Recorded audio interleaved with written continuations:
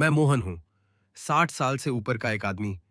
वैसे तो मैं पुरानी दिल्ली का रहने वाला हूँ, लेकिन अब काफ़ी समय से दिल्ली के बाहरी इलाके में एक छोटे से मकान में रहता हूँ। मेरी पूरी ज़िंदगी ऑटो रिक्शा चलाने और सवारियों को उनकी मंजिल तक पहुँचाने में बीत गई, ताकि अपने परिवार के लिए 2 वक़्त की रोटी का इंतज़ाम कर सकूँ। इतने सालों में मुझे आदत हो गई थी कि मेरी दुनिया, मेरी पत्नी, मेरे बच्चों और उस छोटे से घर के इर्द-गिर्द घूमती रहे, जिसे मैंने अपने खून पसीने और शरीर के दर्द से बनाया था। 3 दशक मैंने सड़कों पर काम किया, सुबह से रात तक। कभी रश आवर में बिना सोए गाड़ी चलाई, तो कभी अगली सवारी के चक्कर में ठीक से खाना भी नहीं खाया। कमाए हुए एक-एक पैसे को हम बहुत सोच समझकर खर्च करते थे, ताकि राशन आ सके, बिजली का बिल भरा जा सके और बच्चों की स्कूल की फीस दी जा सके। सुनीता, मेरी पत्नी, मुझे तब मिली थी जब वह कुंवारी थी और बाजार के पास घर का बना नाश्ता बेचा करती थी। उसकी मुस्कान ऐसी थी जैसे बादलों के बीच से सूरज झांक रहा हो, और उन दिनों उसे देखते ही मेरी दिन भर की थकान मिट जाती थी। हमने जवानी में शादी की थी, पैसा नहीं था, लेकिन आंखों में सपने बहुत थे। वही वजह थी कि मैं इतनी मेहनत करता था, भरी गर्मी और ट्रैफिक में भी सब कुछ सहता था। हम कई साल साथ रहे, बच्चे हुए, छोटा ही सही, पर अपना घर बनाया, और मुझे लगा कि बुढ़ापे तक जिंदगी ऐसे ही कट जाएगी। लेकिन उस रात से करीब 3 महीने पहले मुझे कुछ बदलाव महसूस होने लगे थे। जब मैं काम से लौटता तो पहले जैसा प्यार भरा स्वागत अब गायब था, बस एक औपचारिकता रह गई थी। रात को सोते समय मेरे बालों में उंगलियां फेरने की उसकी वह पुरानी आदत अब छूट चुकी थी।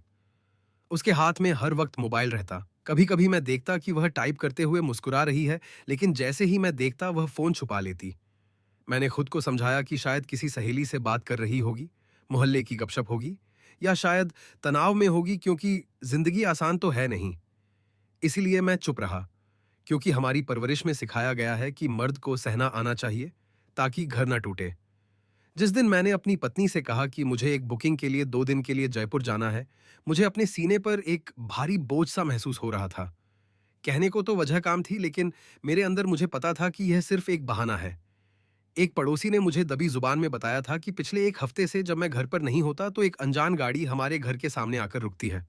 उन्होंने कहा कि वे ड्राइवर को नहीं पहचानते, लेकिन कभी-कभी उन्होंने किसी आदमी को उतरते हुए देखा है। मैंने तुरंत ध्यान नहीं दिया, क्योंकि हमारे कई दोस्त और रिश्तेदार आते-जाते रहते थे। लेकिन उस रात, जब मैं सुनीता के बगल में लेटा उसकी सांसों को सुन रहा था, मुझे सारी बातें याद आने लगीं। वह परफ्यूम जो मैंने नहीं खरीदा था, मेरे आने से पहले घर की सजावट का बदल जाना, और जब भी मैं कोई गहरी बात करना चाहता, उसका टाल जाना। इसीलिए मैंने परखने का फैसला किया। मैं कहूंगा कि मैं 2 दिन के लिए बाहर जा रहा हूं, लेकिन मैं बिना बताए वापस आ जाऊंगा, यह देखने के लिए कि असल में क्या हो रहा है। ये इसलिए नहीं कि मुझे बहस करनी थी, न ही इसलिए कि मुझे हंगामा करना था। मैं बस ये जानना चाहता था कि जो डर मुझे हर रात खाता है, वह सच है या नहीं।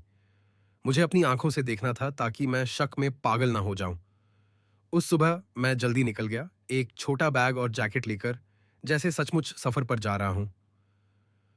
मैंने पड़ोसियों से हालचाल पूछा, मुस्कुराया, हाथ हिलाया और कहा कि 2 दिन बाद लौटूंगा। बस स्टैंड के रास्ते में मैंने मेट्रो की तरफ भागते लोगों को देखा, स्कूल जाते बच्चों को देखा, दुकान खोलते दुकानदारों को देखा, और सोचा कि मैंने कितनी बार खुद को धोखा दिया है, ताकि एक खुशहाल परिवार की तस्वीर जिंदा रह सके।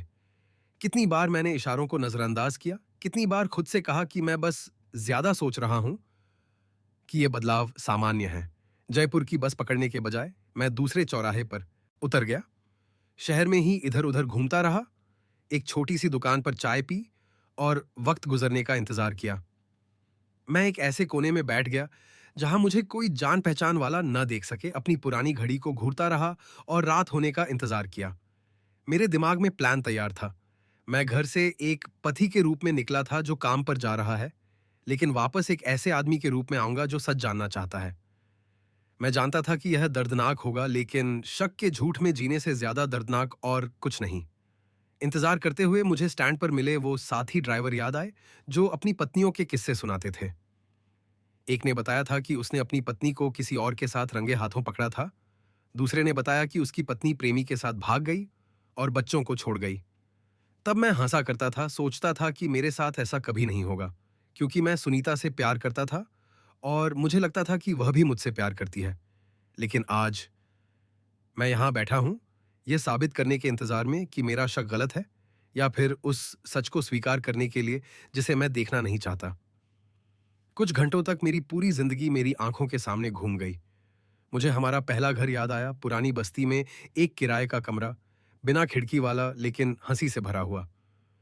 मुझे याद आया जब हमारा बच्चा पहली बार बीमार पड़ा था और हम दोनों पूरी रात अस्पताल में एक दूसरे का हाथ थामे जागे थे। मुझे वह दिवाली याद आई जब हमारे पास तोहफे नहीं थे, लेकिन हम साथ थे, इसलिए खुश थे। वो सारी यादें अब धुंधली पड़ने लगी थीं, जैसे बादलों से ढकती हुई तस्वीरें। अगर मेरा शक सही है, तो क्या इसका मतलब यह है कि वो सब भी झूठ था? क्या मेरे सारे त्याग का कोई मतलब नहीं था? रात हो चुकी थी जब मैंने वापस जाने का फैसला किया। मुझे नहीं पता था कि मुझे कैसा महसूस होगा, लेकिन मैं जानता था कि मुझे यह करना ही होगा। मुझे देखना था ताकि मैं आगे बढ़ सकूं, चाहे रास्ता कहीं भी जाए। मैं अपनी जगह से उठा, अपना बैग उठाया और घर की तरफ चलने लगा, जैसे किसी ऐसी जगह जा रहा हूं जिसे मैं अब नहीं पहचानता, भले ही उसे मैंने ही बनाया हो। मैं जानबूझकर उस रास्ते से नहीं गया जहां से हमेशा जाता था, ताकि नुक्कड़ की दुकान पर बैठे पड़ोसी मुझे न देख लें। उन्हें दूसरों की जिंदगी की बातें करने की आदत है, और मैं नहीं चाहता था कि मेरे घर का सच जानने से पहले मेरा लौटना एक तमाशा बन जाए। मैं मोहल्ले के लोगों को बचपन से जानता हूँ। वे जानते हैं कि मैं कौन हूँ, कहाँ काम करता हूँ, मेरी जिंदगी कितनी मुश्किल है। लेकिन मैं यह भी जानता हूँ कि अगर उन्हें कुछ पता चला, चाहे सही हो या गलत, तो खबर जंगल की आग की तरह फैल जाएगी। मैं किसी की गपशप का हिस्सा नहीं बनना चाहता था, इससे पहले कि मैं खुद पूरी सच्चाई जान लूं। मैं गली के मोड़ पर रुका, सन्नाटे का इंतजार किया और फिर धीरे धीरे घर की तरफ बढ़ा। शहर की उमस के बावजूद मुझे ठंड महसूस हो रही थी। मेरे आसपास वही जाना पहचाना नजारा था। शर्मा आंटी के घर के बाहर बंधा हुआ कुत्ता, खंभे की वो खराब लाइट जो कभी ठीक नहीं हुई, और कोने पर बना छोटा सा मंदिर जहां हमेशा दिया जलता रहता था। लेकिन उस रात सब कुछ अलग लग रहा था, जैसे ये सब किसी ऐसे नाटक का हिस्सा हो जिसे मैं अभी पूरी तरह समझ नहीं पाया था। जब मैं गेट के सामने पहुंचा तो मुझे किसी दूसरे घर से आ रही खाने की खुशबू, गली में क्रिकेट खेलते बच्चों की हंसी और दूर कहीं बजते गानों की धीमी आवाज सुनाई दी। शायद किसी पड़ोसी के यहाँ जन्मदिन या कोई कार्यक्रम था, क्योंकि शनिवार की रात अक्सर ऐसा शोर होता है। लेकिन मेरे घर के अंदर से मुझे टीवी का शोर नहीं सुनाई दिया, जैसा अक्सर होता था। सुनीता को रात में सीरियल देखने का बहुत शौक है। उसे हर कहानी जुबानी याद है। लेकिन आज रात टीवी की कोई आवाज नहीं थी, स्क्रीन की कोई रोशनी नहीं थी। इसकी जगह अंदर से एक धीमी और दबी हुई हंसी की आवाज आ रही थी, जैसे कोई शोर जिसे छुपाने की कोशिश की जा रही हो। मैंने सावधानी से गेट खोला, उसे थोड़ा ऊपर उठाया ताकि आवाज ना हो, और अंदर दाखिल हुआ, जैसे मैं अपने ही घर में मेहमान हूं। पहले जब मैं गेट से घुसता था तो सबसे पहले सुनीता की आवाज आती थी, पूछती थी कि मैंने खाना खाया या नहीं, या फिर हॉल में चल रहे पंखे की आवाज आती थी। लेकिन आज रात सन्नाटा था। एक ऐसे घर के लिए बहुत ज्यादा सन्नाटा जहां लोग मौजूद हों। जैसे यह सन्नाटा उस सवाल का जवाब दे रहा था जो मैं पूछना नहीं चाहता था। जब मैंने दरवाजे से झांका तो देखा कि हॉल की लाइट जल रही है, और वहां किसी और की चप्पलें रखी हैं। वो चप्पलें जानी पहचानी थीं, क्योंकि अक्सर जब हम दोस्तों के साथ बैठते थे तो मैं उन्हें देखता था। मेरे दोस्तों की, मेरे यार दोस्तों की जो मिलने आते थे। लेकिन आज वो यहाँ क्यों हैं, घर के अंदर, उस रात जब उन्हें लगता है कि मैं यहाँ नहीं हूं? मैंने अंदर की जानी पहचानी आवाजों को टटोला। सोफे की चरचराहट, फर्श पर पैरों की आहट और एक जानी पहचानी पुरुष की आवाज। तभी मैंने अपने दोस्त राजेश की हंसी पहचान ली, जो हमारे घर इतना आता जाता था कि लगभग परिवार जैसा था। राजेश, मेरा बचपन का दोस्त। हम साथ खेले थे, गली में क्रिकेट खेला और हर शुक्रवार की शाम साथ बैठकर बातें की। सालों बाद जब मेरे छोटे बेटे का नामकरण हुआ तो वह उसमें भी शामिल था। मैंने उस पर भरोसा किया, जब उसे इमरजेंसी थी तो पैसे उधार दिए, जब उसकी नौकरी गई तो मदद की। इसीलिए मेरे घर के अंदर उसकी आवाज सुनना उस रात, जब मुझे वहां नहीं होना चाहिए था, बहुत तकलीफदेह था। मेरा खून खौल उठा और घुटने भारी हो गए जब मैंने देखा कमरे के आधे खुले दरवाजे के बीच से मेरी पत्नी सुनीता उससे सटी हुई थी, उसके सीने पर सिर रखे हुए, और ऐसे मुस्कुरा रही थी जैसे मैंने उसे मेरे साथ होते हुए अरसे से नहीं देखा था। वह मुस्कान, वह नाजुक अदा, वह स्पर्श, सब कुछ जैसे किसी ऐसी दुनिया का हिस्सा हो जिसमें मैं शामिल नहीं था। जैसे मेरे बनाए घर के अंदर एक दूसरी जिंदगी चल रही थी, और मैं, जो असली मालिक था, अब बस एक अजनबी बन गया था। मुझे याद आया कि मैं और सुनीता पहले कैसे थे। पहले, जब मैं काम से लौटता वह मुझे गले लगा लेती, भले ही मुझ में से पसीने और धुएं की बदबू आ रही हो। वह कहती थी कि उसने मुझे याद किया, कि उसे भूख लगी है और वह मेरे आने का इंतजार कर रही थी ताकि हम साथ खा सकें। लेकिन पिछले कुछ महीनों में वह सब गायब हो गया था। सब कुछ बस एक रस्म बन गया था, कोई अपनापन नहीं, कोई मौजूदगी नहीं। और अब मुझे समझ आ गया था कि क्यों। वह मेरा इंतजार नहीं कर रही थी। अब उसकी मुस्कान की वजह मैं नहीं था, कोई और था। मैं वहां खड़ा रहा, अपने ही घर के बाहर, उस दृश्य को देखता रहा जैसे कोई ऐसी फिल्म चल रही हो जिसे मैं देखना नहीं चाहता पर बंद भी नहीं कर सकता। वह कमरा, वह बिस्तर, वह जगह, सब कुछ मैंने अपनी मेहनत से बनाया था। कितने साल मैंने एक्स्ट्रा काम किया, कितनी बार मैंने अपना पेट काट कर पैसे बचाए ताकि परिवार के लिए कुछ बना सकूं। लेकिन अब दूसरे लोग उस सब का इस्तेमाल कर रहे थे जैसे इसका कोई मोल नहीं, जैसे इसके लिए कोई पसीना नहीं बहाया गया। वे उस जगह का इस्तेमाल कर रहे थे जिसे मैंने हमारी खुशियों के लिए बनाया था। अब वह धोखे की जगह बन गई थी। मुझे नहीं पता मैं वहां कितनी देर खड़ा रहा। शायद कुछ मिनट, शायद कुछ घंटे। मुझे बस इतना पता है कि उस पल सब कुछ जो मुझे सच लगता था वह बिखर गया।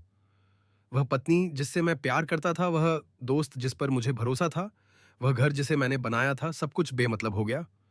जैसे मैं वापस शुरुआत पर आ गया हूं, शून्य पर, सड़क पर खड़ा, एक ऐसा आदमी जिसके पास दर्द और उलझन के अलावा कुछ नहीं है।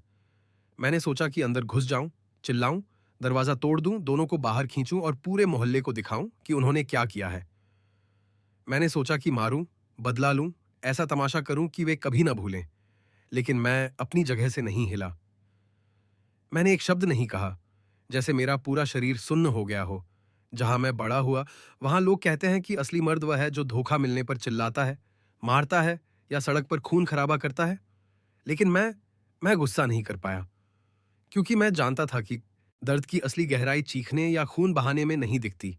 यह भरोसे के टूटने में दिखती है, सपनों के बिखरने में, इस एहसास में कि तुम अपनी ही कहानी से गायब हो गए हो। मैं चुपचाप पीछे हटा, उस दृश्य को उस कमरे के अंदर ही रहने दिया और उस घर से बाहर निकल गया जिसे मैं अपना समझता था। मैंने धीरे से गेट बंद किया, उसे फिर से उठाया ताकि आवाज ना हो और दूर चला गया, जैसे कोई भूत अपने ही अतीत को देखने आया हो। उस रात मुझे समझ आया कि लोग क्यों कहते हैं कि कुछ नज़ारे ऐसे होते हैं जो बिना एक शब्द बोले ही एक आदमी को अंदर से तोड़ देते हैं। मैं बिना किसी दिशा के चलता रहा, गली से मुख्य सड़क तक, बाजार की तरफ जहां रोशनी थी और उन लोगों की जिंदगी चल रही थी जिन्हें दूसरों के जख्मों का कोई अंदाजा नहीं था। दुकानें, मॉल सब खुले थे, लोग खरीदारी कर रहे थे, घूम रहे थे या देर रात का खाना खा रहे थे। बच्चे दौड़ रहे थे, जोड़े हाथ में हाथ डाले चल रहे थे, युवाओं के समूह हंस रहे थे। उनके लिए यह एक सामान्य रात थी, लेकिन मेरे लिए मेरी दुनिया खत्म हो चुकी थी। मैं ऑटो स्टैंड के पास एक कोने में बैठ गया, जल्दबाजी में जाते लोगों को देखा, जोड़ों को देखा, परिवारों को देखा। मैंने एक बूढ़े आदमी को फूल बेचते देखा जो राहगीरों को आवाज लगा रहा था। मैंने सोचा शायद दूसरों की नजर में मैं भी ऐसा ही हूं, एक बूढ़ा आदमी जो रोजी रोटी कमा रहा है और कोई नहीं जानता कि मेरे अंदर क्या चल रहा है। शहर के शोर के बीच मैं एक ऐसा आदमी था जिसकी अपनी कहानी में कोई जगह नहीं बची थी। मैं रोया नहीं, लेकिन मुझे सीने में इतना भारीपन महसूस हो रहा था जैसे अंदर कोई पत्थर रखा हो। मुझे वो समय याद आया जब हम खुश थे। पहले, जब मेरे पास थोड़े एक्स्ट्रा पैसे होते थे तो मैं सुनीता को बाहर ले जाता था, सिर्फ चाट पकौड़ी खाने या बाजार में घूमने, सस्ती साड़ियाँ खरीदने। वह खुश रहती थी और मैं भी खुश रहता था क्योंकि वह खुश थी। लेकिन अब मैं उसी जगह अकेला हूँ, लेकिन ना वो खुशी है ना वो वजह। मैंने सोचा कि वापस जाऊं, उनसे बात करूं, उन पर चिल्लाऊं, पूछूं कि क्यों, कब से शुरू हुआ, मुझ में क्या कमी थी। लेकिन मैं जानता था कि उनका कोई भी जवाब उस नज़ारे को नहीं बदल सकता जो मैंने देखा था। वह उस भरोसे को वापस नहीं ला सकता जो टूट चुका था। मैं कुछ घंटों तक वहीं बैठा रहा, जब तक कि कुछ दुकानें बंद नहीं हो गईं और सड़क का शोर कम नहीं हो गया। एक भिखारी मेरे पास आया, पैसे मांगे, मैंने उसे दिए और जब मैंने उसका चेहरा देखा तो मुझे उसमें अपना अक्स दिखा। हम दोनों बेघर थे, भले ही वजह अलग-अलग थी। उसके सिर पर छत नहीं थी। मेरा घर था, लेकिन अब वह भी पराया हो गया था क्योंकि जिसे मैं अपना घर समझता था उसे किसी और ने धोखे का अड्डा बना दिया था। अब लिखा था दिन। मैं घर वापस नहीं गया। मैं सीधा बैंक गया जहां मैंने अपनी बरसों की कमाई जमा की थी। मेरे पास एक सेविंग अकाउंट था जिसमें सिर्फ मेरी तनख्वाह थी। बहुत ज्यादा नहीं, लेकिन एक एक पैसा मेरी मेहनत का था। मैंने चुपचाप पैसे निकाले, अकाउंट ठीक किए और यह सुनिश्चित किया कि बचे हुए पैसों पर सिर्फ मेरा हक हो। मैंने पासवर्ड बदला, ज्वाइंट अकाउंट से सुनीता का नाम हटाया और अपनी बचत को एक नए खाते में डाल दिया जिसके बारे में सिर्फ मुझे पता था। मैं धोखा नहीं दे रहा था, लेकिन मैं जानता था कि अगर मैंने ऐसा नहीं किया तो शायद आने वाले समय में मेरे पास कुछ नहीं बचेगा। बैंक के बाद मैं गांव की तरफ गया, जहां मेरे पास एक छोटा सा प्लॉट था जो मैंने जवानी में खरीदा था। वह जमीन मैंने अपने दादाजी से खरीदी थी। छोटी सी थी, लेकिन इतनी काफी थी कि किसी दिन एक साधारण सा घर बन सके। मेरा प्लान था कि जब हम बूढ़े हो जाएंगे तो मैं और सुनीता वहीं रहेंगे, शहर के शोर से दूर, शांत और सुकून में। लेकिन अब वह मेरे इस प्लान का हिस्सा नहीं थी। मैं तहसील गया, कागजात तैयार किए और सारी संपत्ति अपने छोटे बेटे और अपने भाई के नाम कर दी, जो हमेशा मेरी मदद करता था। मैं जानता हूं कि मेरे छोटे बेटे का दिल साफ है और मेरा भाई मुझे कभी नहीं छोड़ेगा, चाहे कुछ भी हो जाए। मैंने अपनी पत्नी को कुछ नहीं बताया। कोई सफाई तो रियर और क्या है नहीं दी। मेरा काम खामोश था, लेकिन इरादा साफ। मैं अपनी मेहनत की कमाई किसी ऐसे इंसान को नहीं दूंगा जो मेरे जीते जी मुझे बदल सकता है। मैं उसे यह महसूस नहीं होने दूंगा कि उसका उस भविष्य पर कोई हक है जिसकी वह हकदार नहीं है। मेरा बदला चीखने या मारने से नहीं, बल्कि चुपचाप उन सारी सुरक्षाओं को काटने से था जो उसे लगता था कि अभी भी उसके पास है। जब मैं दफ्तर में था तो मुझे जानने वाले कुछ अधिकारियों से बात हुई। एक ने पूछा कि मेरा फैसला इतना अचानक क्यों है, क्या कोई परेशानी है? मैं बस मुस्कुराया और कहा, मैं बस अपने बच्चों का भविष्य सुरक्षित करना चाहता हूं। मैंने सच नहीं बताया क्योंकि उन्हें जानने की जरूरत नहीं थी। महत्वपूर्ण यह था कि मैंने अपना फैसला कागज पर उतार दिया था और अब इसे कोई नहीं बदल सकता था, खासकर सुनीता तो बिल्कुल नहीं। मैं रात को वापस शहर आया, लेकिन अभी घर नहीं गया। मैंने बस स्टैंड के पास एक सस्ते से लॉज में कमरा लिया, जहां ड्राइवर या बेघर लोग रात गुजारते हैं। मैं उस बिस्तर पर लेटा जिसमें सीलन और फिनाइल की गंध थी और तब जाकर मुझे सारे बोझ का एहसास हुआ। तब जाकर मुझे समझ आया कि क्या हुआ है। मैंने क्या देखा, मैंने क्या किया। जैसे सब कुछ एक साथ टूट पड़ा। मैं बिना आवाज के रोया, क्योंकि मैं नहीं चाहता था कि कोई सुने। मैं उन लोगों के लिए रोया जो खो गए, अपनी बेवकूफी के लिए रोया, उन सारे सालों के लिए रोया जो मैंने गलत इंसान पर भरोसा करके बर्बाद कर दिए। जब सुबह हुई तो मैं उठा जैसे शरीर में जान ही ना हो। भूख थी पर खाने की इच्छा नहीं, थकान थी पर नींद नहीं। मैंने सोचा कि वापस जाऊं, सुनीता से बात करूं, पूछूं कि क्या यह सच है, कब से चल रहा है, क्या वह अब भी मुझसे प्यार करती है। लेकिन मैं जानता था कि अब ये सवाल मायने नहीं रखते। जो मैंने देखा था वह काफी था, जो मैंने महसूस किया वह साफ था। मुझे यह समझने के लिए किसी सफाई की जरूरत नहीं थी कि हमारा रिश्ता खत्म हो चुका है। अब मुझे बस मजबूत होना था, फैसला लेना था और अपने भविष्य के लिए सही कदम उठाने थे। मुझे अपने पिताजी याद आए।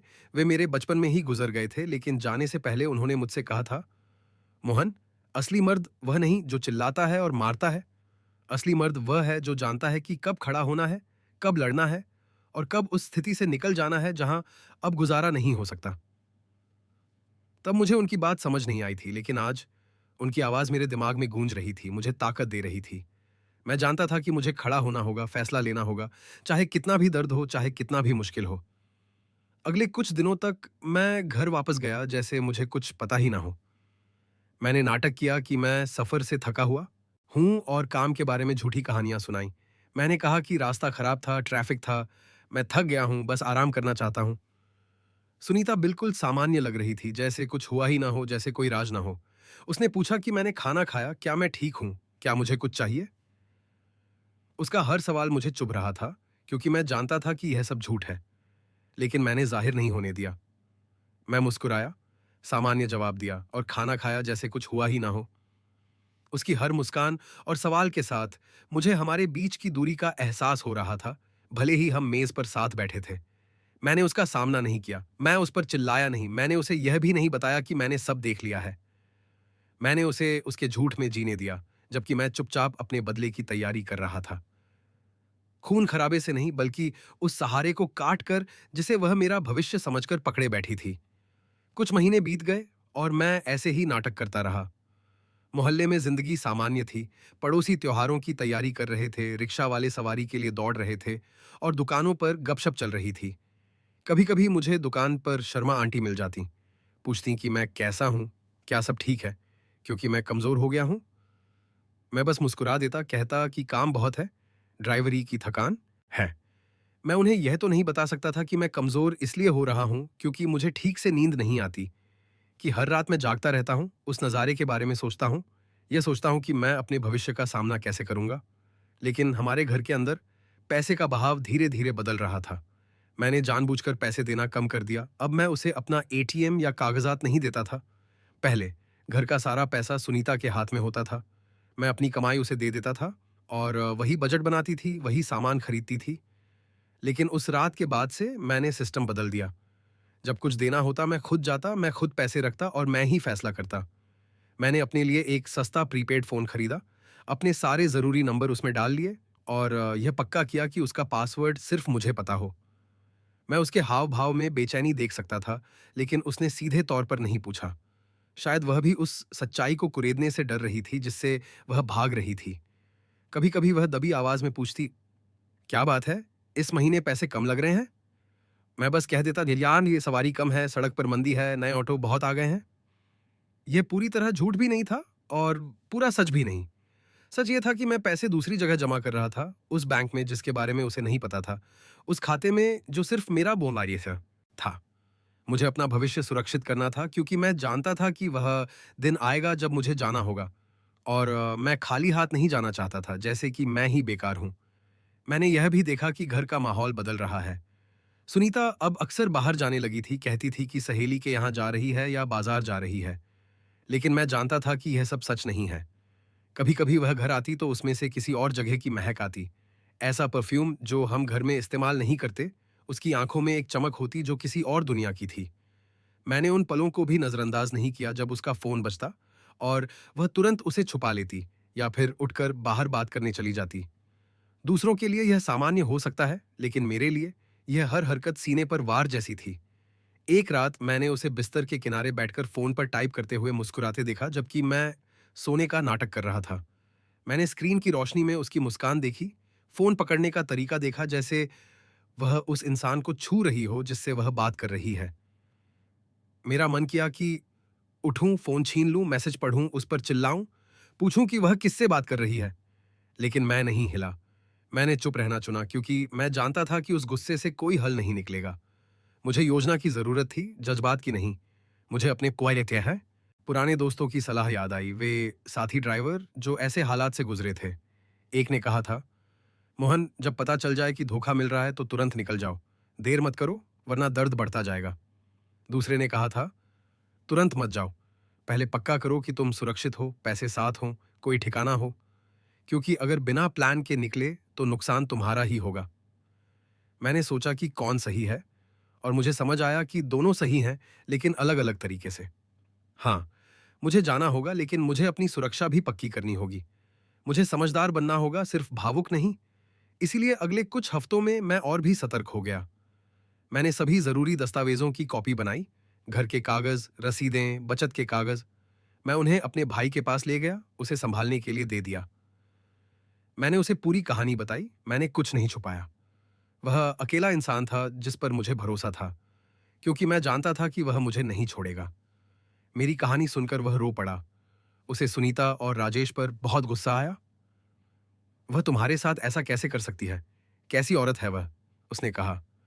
लेकिन मैंने उससे संजीदगी से कहा को, तुम्हें कुछ करने की जरूरत नहीं है।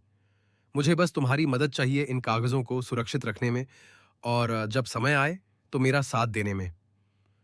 मैं अपने भाई के एक पहलेवास एक का वकील दोस्त के पास भी गया। एक बुजुर्ग आदमी जो बस्ती में जाना माना था क्योंकि वह कानूनी मामलों में गरीबों की मदद करता था। मैंने उसे पूरी स्थिति बताई और उसने ध्यान से सुना। मोहन, उसने कहा, तलाक का मामला लंबा और महंगा होता है, लेकिन अगर तुम सिर्फ अलग होना चाहते हो तो तुम कानूनी तौर पर अलग होने की अर्जी दे सकते हो। मतलब तुम पैसे, घर, हर चीज में अलग हो जाओगे, तुम सुरक्षित रहोगे और उस पर तुम्हारी कोई जिम्मेदारी नहीं होगी। मैंने पूछा कि कैसे और उसने मुझे पूरी प्रक्रिया समझाई। मुश्किल है, हाँ, लेकिन नामुमकिन नहीं। बस धैर्य, सबूत और पक्के इरादे की जरूरत थी। जब मैं वकील के पास से लौटा तो मेरा मन हल्का हो गया था। अभी सब कुछ खत्म नहीं हुआ था, लेकिन मेरे पास एक प्लान था, एक दिशा थी। अब मैं अंधेरे में नहीं चल रहा था, सुरंग के अंत में रोशनी थी। मैं जानता था कि यह मुश्किल होगा। मैं जानता था कि लोग बातें करेंगे, सवाल उठाएंगे, फैसला सुनाएंगे। लेकिन मेरे लिए मेरा आत्मसम्मान दूसरों की राय से ज्यादा जरूरी था। मेरे लिए अपने जमीर का सुकून उस झूठ को चुपचाप सहने से ज्यादा जरूरी था। उन दिनों में मैं अपने बच्चों के और करीब हो गया। मैंने उनसे एक-एक करके बात की, पूरी बात नहीं बताई, लेकिन समझाया कि परिवार में कुछ बदलाव होने वाले हैं और उन्हें समझना होगा कि चाहे कुछ भी हो, मैं उनसे प्यार करता हूँ और उन्हें नहीं छोड़ूंगा। मेरा बड़ा बेटा जो अब बड़ा है और जिसका अपना परिवार है, तुरंत समझ गया। पिताजी ठीक है, मुझे पता है कि आपके और माँ के बीच परेशानी है और मैं आपके फैसले से नाराज नहीं हूँ। मेरा छोटा बेटा अभी नासमझ था। उसके लिए यह इतना आसान नहीं था, लेकिन मैंने उसे समझाने की कोशिश की। बेटा, कभी-कभी कुछ लोग एक दूसरे के लिए सही नहीं होते। इसका मतलब यह नहीं कि प्यार नहीं है, लेकिन दूर होना ज़रूरी हो जाता है ताकि और ज़्यादा दुःख ना हो। यह सब तैयारी करते हुए मैं सुनीता के सामने चुप रहा। मैं घर आता, खाता, सोता, काम पर जाता, जैसे एक सामान्य ज़िंदगी। लेकिन मेरे अंदर हर दिन एक तैयारी थी। हर हरकत नपी-तुली थी, हर फैसले का एक मकसद था। मैं जल्दबाजी नहीं कर रहा था, क्योंकि मैं जानता था कि बदला जल्दबाजी में नहीं लिया जाता। बदला समझदारी, सावधानी और पक्के तौर पर लेना चाहिए। मुझे बस सही समय का इंतज़ार था, सही मौके का, ताकि सब कुछ सामने ला सकूं और उन्हें उनके किए का एहसास दिला सकूं। मुझे एक पुरानी फिल्म का डायलॉग याद आया, बदले की डिश तब सबसे अच्छी लगती है जब वह ठंडी हो। पहले मुझे समझ नहीं आया था।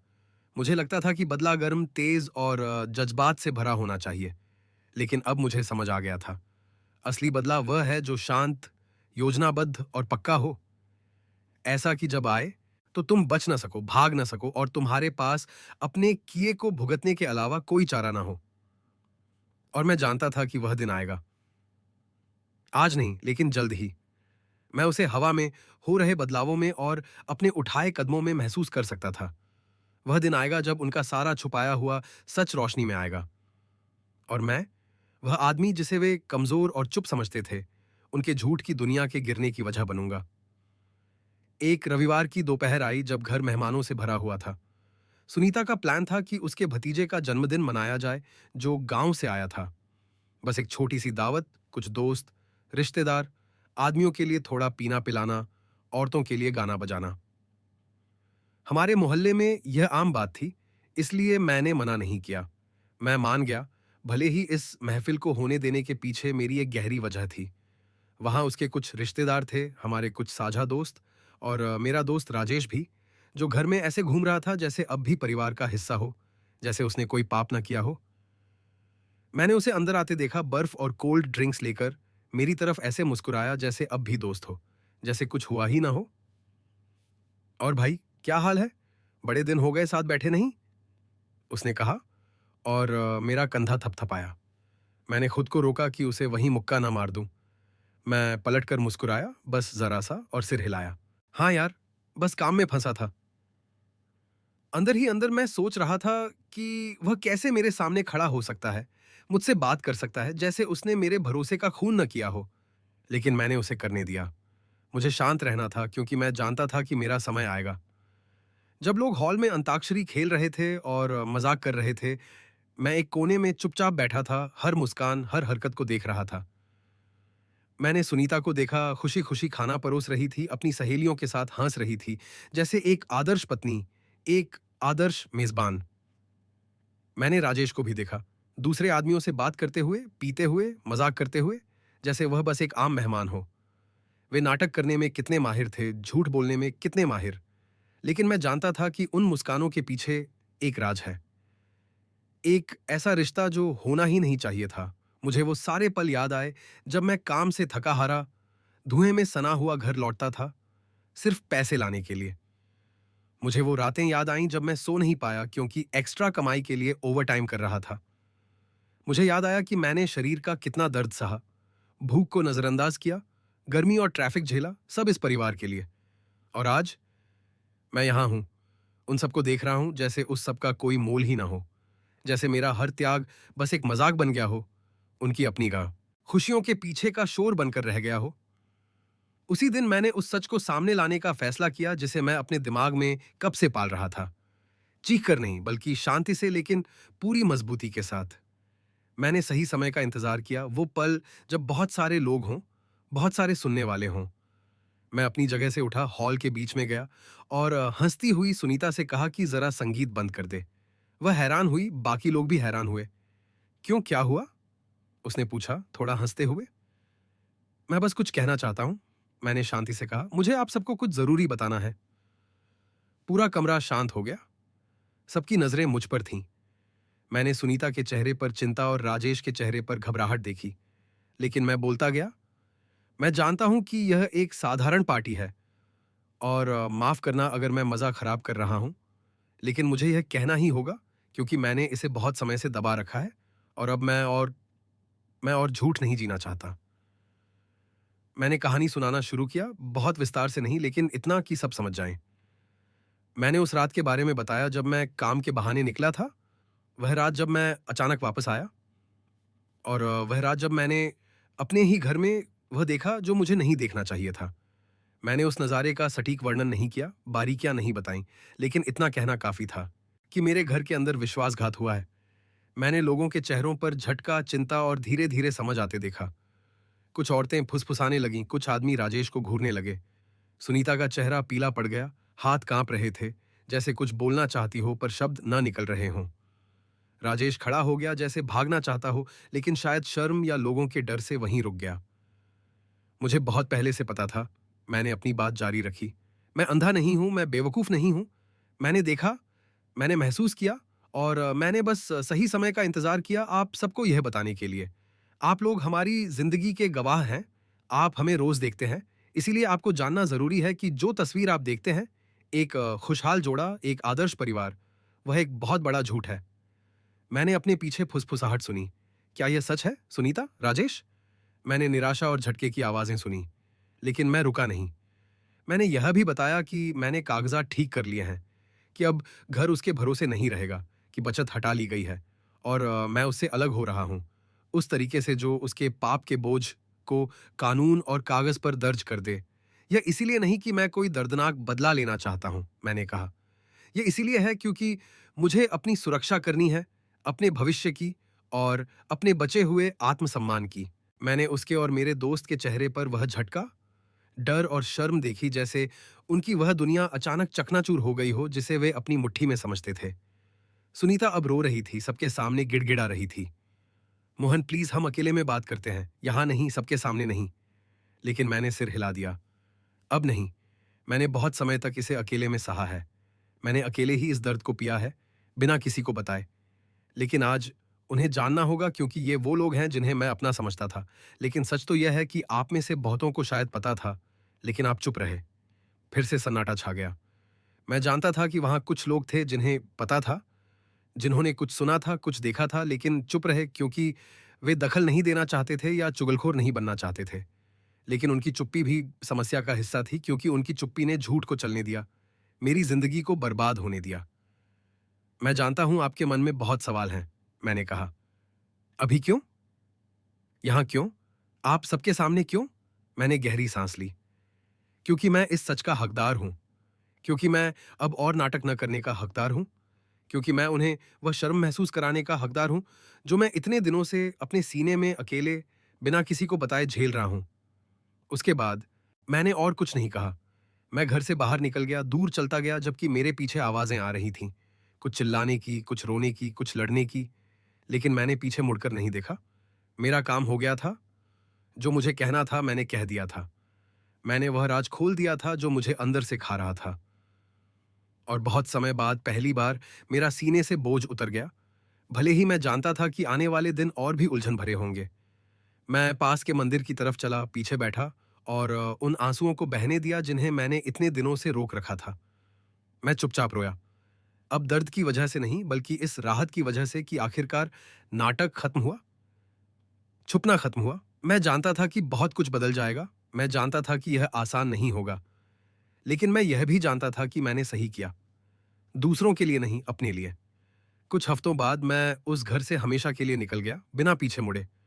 मैं हरिद्वार चला गया, जहाँ एक छोटे से किराए के कमरे में रहने लगा, जहाँ से खिड़की से पहाड़ और गंगा जी दिखती थीं। जगह तंग थी, शांत थी, पिछली सुख सुविधाओं से दूर। लेकिन इतने लंबे समय बाद पहली बार मुझे महसूस हुआ कि मैं खुली हवा में सांस ले रहा हूं। अब मेरी हर हरकत पर किसी की नजर नहीं थी, कोई नाराजगी भरी निगाहें नहीं थीं, किसी गले मिलने के पीछे कोई छुपा हुआ राजरतित याद की ही नहीं था। वह कमरा, भले ही छोटा था, मेरी जिंदगी के नए अध्याय की शुरुआत बन गया। शुरुआती दिन आसान नहीं थे। मेरी आदत के मुताबिक नींद जल्दी खुल जाती, लेकिन आंख खुलते ही टीवी का शोर नहीं, सुनीता के खाना बनाने की महक नहीं, मुझे पुकारती उसकी आवाज नहीं, सिर्फ सन्नाटा। कभी कभी सन्नाटा डरावना होता है, क्योंकि सन्नाटे में आपके सारे विचार बड़े हो जाते हैं, आपके सारे जज्बात बिना किसी रोक टोक के बहने लगते हैं। लेकिन धीरे धीरे मैंने उस सन्नाटे को अपनाना सीख लिया। मैंने खुद को सुनना सीखा, अपने विचारों को, अपने उन सपनों को जो जिम्मेदारियों के बोझ तले दब गए थे। मैं अब जवान नहीं रहा, और मैं जानता हूं कि जो साल खो गए हैं वे वापस नहीं आएंगे। मेरी जिंदगी के 6 दशक बीत चुके हैं, और मैं जानता हूं कि मेरे पास अब कम समय बचा है। लेकिन अगले कुछ महीनों में मैंने जागना सीखा, सिर्फ उन लोगों के लिए नहीं जो लालच आते ही मुझे बदलने को तैयार थे। मैंने खुद के लिए जागना सीखा, उन छोटी छोटी चीजों के लिए जो मुझे खुशी देती थीं। सुबह की चाय, पार्क में टहलना, पहाड़ों के पीछे सूरज को डूबते देखना। मैं वहां सत्संग में दूसरे बुजुर्गों से मिलता, उनकी कहानियां सुनता जो लगभग मेरी जैसी थीं। धोखेबाज पत्नियां, इज्जत न करने वाले बच्चे, इंसान की कमजोरी की वजह से टूटे परिवार। एक बुजुर्ग थे, हरीश चाचा, जिनसे एक दिन आरती के बाद मेरी बात हुई। उन्होंने बताया कि उनकी पत्नी ने भी उन्हें धोखा दिया था, और वे गुस्से और दर्द में पागल होने वाले थे। लेकिन वे आगे बढ़े, खुद पर ध्यान दिया, और अब बुढ़ापे में वे अकेले भी खुश हैं, क्योंकि उन्होंने दूसरों से पहले खुद से प्यार करना सीखा। मोहन, उन्होंने मुझसे कहा, मैंने जो सबसे बड़ा सबक सीखा वह यह है, जो प्यार तुम दूसरों को देते हो वह पहले खुद से प्यार करने के रास्ते से आना चाहिए। अगर तुम खुद से प्यार नहीं करोगे तो कैसे जानोगे कि तुम्हारे प्यार का असली हकदार कौन है? उन शब्दों ने जैसे मेरे दिमाग का एक दरवाजा खोल दिया। मुझे एहसास हुआ कि पूरी जिंदगी मैंने दूसरों को प्यार करने पर ध्यान दिया, अपनी पत्नी को, बच्चों को, परिवार को, लेकिन मैं खुद को प्यार करना भूल गया। मैंने अपनी खुशी, अपने सपने, अपनी भलाई छोड़ दी, सिर्फ यह सुनिश्चित करने के लिए कि दूसरे खुश रहें। लेकिन क्या हुआ? फिर भी उन्होंने धोखा दिया, फिर भी उन्होंने तोड़ा। तो अब मैंने सोचा, वक्त आ गया है कि मैं पहले खुद से प्यार करूं। वक्त आ गया है कि मैं अपनी जिंदगी को अहमियत दूं दूसरों से पहले। उन कहानियों के बीच मैंने धीरे धीरे स्वीकार कर लिया कि मेरा जख्म मेरी जिंदगी का हिस्सा है, लेकिन उसे मेरी कहानी का आखिरी पन्ना लिखने की जरूरत नहीं है। मैं भगवान आर्यान है के करीब हो गया। मैं हर रोज गंगा किनारे जाने लगा। मैंने प्रार्थना करना सीखा, इसलिए नहीं कि जरूरत थी, बल्कि इसलिए कि मैं चाहता था। मैंने उन चीजों के लिए धन्यवाद देना सीखा जो मेरे पास थीं, न कि उन चीजों के लिए जो खो गईं। मेरे पास अभी भी मेरी सेहत थी, मेरे पास काम करने की ताकत थी, मेरे पास बच्चे थे जो मुझसे प्यार करते थे। सब कुछ सही नहीं था, लेकिन आगे बढ़ने के लिए काफी था। मैं वहां मीना दीदी के ढाबे पर नियमित रूप से जाने लगा। साधारण सा खाना था, लेकिन स्वाद घर जैसा, और मिलने जुलने में अपनापन। कभी कभी मैं खाते समय उनसे बातें करता, और हमारी साधारण बातचीत से मैंने बहुत कुछ सीखा। उन्होंने बताया कि वह अकेले अपने बच्चों को पाल रही हैं, पति उन्हें जवानी में ही छोड़ गया था। लेकिन उन्होंने हार नहीं मानी, अपनी दुकान चलाई, बच्चों को बड़ा किया, और अब जब वे बड़े हो गए हैं तो उन्हें खुद पर गर्व है कि वे गिरने के बाद भी उठ खड़ी हुईं। मोहन भैया, उन्होंने कहा, जिंदगी एक पहिए की तरह है, कभी तुम ऊपर हो कभी नीचे, लेकिन जरूरी यह है कि तुम चलते रहो, लड़ते रहो। मैंने अपने कमरे के छोटे से आंगन में बागवानी भी सीख ली। मैंने पौधे लगाए, टमाटर, मिर्च, बैंगन, साधारण सब्जियां जो मेरे खाने में काम आती थीं। हर सुबह मैं उन्हें पानी देता, देखता कि वे कैसे उग रहे हैं, कैसे बड़े हो रहे दासाथे हैं। और इस प्रक्रिया में मैंने सीखा कि जिंदगी भी एक पौधे की तरह है। उसे समय चाहिए, ध्यान चाहिए, देखभाल चाहिए। जल्दबाजी नहीं की जा सकती, उसे छोड़ा नहीं जा सकता। धैर्य चाहिए, मेहनत चाहिए, और उम्मीद चाहिए कि तुम्हारी कोशिशों का फल आएगा। कभी कभी मुझे अब भी सुनीता की याद आती है। सोचता हूं वह कहाँ होगी, उसका क्या हुआ होगा, क्या वह खुश है? लेकिन यह उदासी, या उसकी कमी की वजह से नहीं है। मैं उसके बारे में इसीलिए सोचता हूं क्योंकि वह मेरे अतीत का हिस्सा है, और जो लोग आपकी जिंदगी का हिस्सा रहे हों, उन्हें पूरी तरह भूलना नामुमकिन है। लेकिन अब मैं गुस्से में नहीं हूं। मेरे अंदर कड़वाहट नहीं है। मैंने माफ करना सीख लिया है, उसके लिए नहीं, अपने लिए। क्योंकि मैं जानता हूं कि गुस्सा जहर की तरह है जो धीरे धीरे तुम्हें खाता है, और मैं गुस्से और नफरत से भरी जिंदगी नहीं जीना चाहता। मेरा असली बदला उन्हें मोहल्ले के सामने जलील करना नहीं था, न ही सड़क पर हंगामा करना, और न ही अपनी आखिरी सांस तक दिल में नफरत पालना। मेरा बदला उस जिंदगी को काट देना था जिसे वे अपनी मुट्ठी में समझते थे। पैसा, घर, नाम, और उस आदमी की छवि जो बस चुप रहता है और कभी नहीं लड़ता। अंत में मैंने उन्हें उनकी अपनी शर्म के बोझ तले, पड़ोसियों की फुसफुसाहट में, और उस दुनिया में छोड़ दिया जिसे उन्होंने झूठ से बनाया था। और मैं, चाहे हरिद्वार के बाजार में अकेला चल रहा हूं या रिक्शा में बैठकर मंदिर जा रहा हूं, मेरे साथ एक ऐसी चीज है जिसे मुझे धोखा देने वाला कोई भी इंसान वापस नहीं कर सकता। मेरा आत्मसम्मान जो मेरे पास वापस आ गया उस रात जब मैंने चुप रहना चुना, लेकिन अंधा बना रहना नहीं। वह आत्मसम्मान जिसके लिए मैं लड़ा, हिंसा या चीख पुकार से नहीं, बल्कि सच पर खड़े होकर और उस दर्द को स्वीकार करके जिसका मैं हकदार नहीं था। कुछ दिन अब भी मुश्किल होते हैं। कुछ रातें मैं कमरे में अकेला होता हूं और सोचता हूं कि अगर मुझे सच ना पता चलता तो क्या होता। क्या मैं उस झूठ में ज्यादा खुश रहता? लेकिन मैं तुरंत उस ख्याल को झटक देता हूं, नहीं, एक कड़वा सच एक मीठे झूठ से बेहतर है। क्योंकि सच में तुम्हारे पास फैसला लेने की ताकत होती है, बदलाव लाने की ताकत होती है। झूठ में तुम सिर्फ एक शिकार हो जिसका अपनी जिंदगी पर कोई काबू नहीं। और अब अपनी इस उम्र में मैं बेहतर समझता हूं कि जिंदगी इस बारे में नहीं है कि कितने लोग तुम्हारे साथ हैं, बल्कि इस बारे में है कि कौन सच में तुम्हारे साथ खड़ा रहता है। मैं बेहतर समझता हूं कि प्यार दर्द सहने की वजह नहीं है, बल्कि इज्जत और भरोसा बनाने की वजह है। और मैं समझता हूं कि असली आजादी उन लोगों से दूर होना नहीं है जिन्होंने तुम्हें चोट पहुंचाई, बल्कि उस जज्बात से आजाद होना है जो तुम्हें उस दर्द में रहने पर मजबूर करता है। यह मैं हूं, मोहन, 60 साल से ऊपर का एक आदमी, हरिद्वार के एक छोटे से कमरे में रह रहा हूं, दिल्ली की अपनी पुरानी जिंदगी से बहुत दूर, शोर से दूर, झूठ से दूर, दर्द से दूर। और भले ही अकेला हूं, मैं खुश हूं, क्योंकि मैंने असली मैं बनना सीख लिया है। वह मोहन नहीं जिसकी दूसरों को जरूरत थी, बल्कि वह मोहन जो मैं होने का हकदार हूं। और यही असली जीत है।